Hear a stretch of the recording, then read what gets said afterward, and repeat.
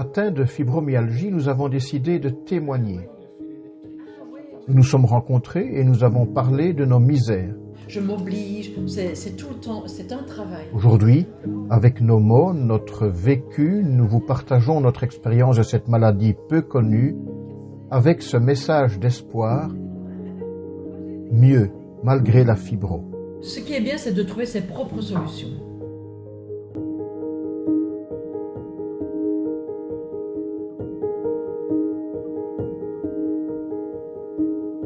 Bonjour André. Bonjour. Bonjour. Aujourd'hui, nous allons aborder les grandes étapes que André a vécues dans le cheminement pour pouvoir dire sa maladie. Donc André, la fibromyalgie, tu connais depuis bientôt une vingtaine d'années. Oui. Comment résumerais-tu ces années? Je résumerai ces années par une petite phrase qui s'intitule être mal et avoir mal.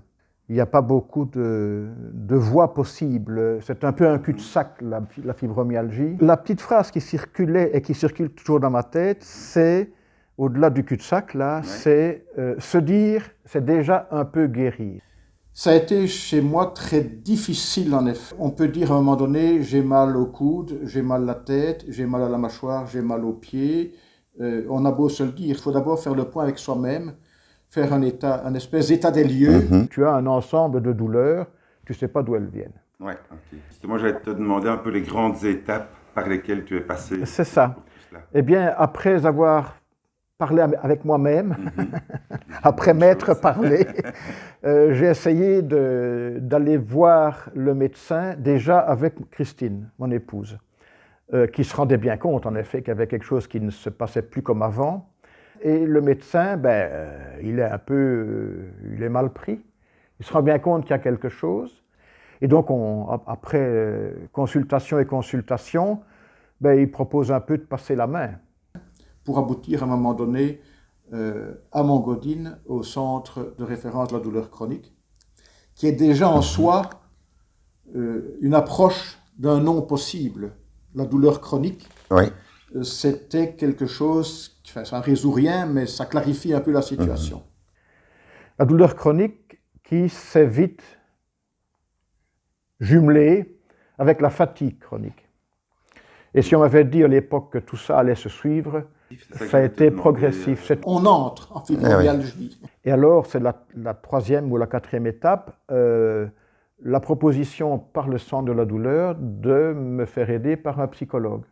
Un psychologue qui est attaché directement au centre de la douleur, donc qui est dans un univers où les patients sont atteints de manière diverse, mais de la même globale problématique ou problématique globale, c'est-à-dire la douleur chronique, la fatigue chronique.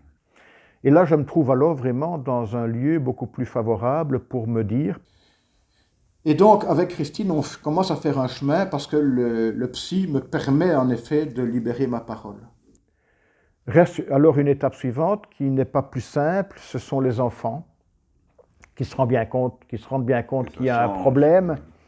Alors nous avons 3 enfants, chacun leur caractère, leur tempérament. Et donc en tant que porteur de maladie, on a parfois tendance à se sentir un petit peu, enfin moi j'avais tendance à me sentir un peu centre de quelque chose.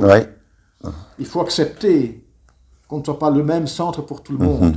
Oui, c'est ça, chacun peut réagir différemment. Tout à fait. Et ça, ce n'est pas simple à accepter, ni dans un sens, ni dans l'autre. Oui, c'est ça, oui, c'est ça. Mais quand on est malade, on est un peu égocentré. Est-ce que c'est à cette époque-là où tu es passé un peu par l'écriture? Parce que je sais que tu es un passionné d'écriture. J'ai toujours eu un peu de mal à dire des choses délicates, intimes. Et donc là, j'ai commencé à écrire. Et puis je me suis rendu compte qu'en écrivant, je parvenais à me dire des choses moi-même sur ce que je ressentais. Alors ça peut paraître un peu... Tu te parlais, quoi. Je me parlais, tout à fait. J'ai écrit, et en écrivant pour les enfants, parce que ça me semblait plus facile de leur dire, je suis arrivé quand même à un paquet de pages. Et donc ce livre a été publié, il est sorti dans une maison d'édition. Et là, j'ai été un peu face à moi-même dans l'opinion des autres. Je ne pensais pas qu'en se disant, on ouvrait la porte à du positif, mais aussi, je ne vais pas dire à du négatif, mais à du moins positif. Dans l'expression de ce que l'on vit, trouver l'énergie mentale pour pouvoir se dire, parce que me dire en me disant que je vais mal, c'est le subir un peu une deuxième fois, parce que je sais bien que je vais mal. Et c'est me méfier du retour potentiel. Christine sait très bien, par exemple, que quand je dis, elle ne doit pas nécessairement redire quelque chose. Elle prend ce qu'il dit. Okay. Ce qui est un peu finalement l'empathie dans sa plus belle définition. Et donc pour se dire, au niveau de son esprit, de son cœur, c'est un chemin libérateur, ça c'est sûr, mais ça reste quelque chose de difficile parce que le mal, c'est la durée, et le dire, c'est momentané, et il y en a un qui dure plus que l'autre. Oui. André, merci. Et peut-être on pourrait donner le nom de ton livre pour que les gens puissent en prendre connaissance parce que c'est vraiment un outil intéressant.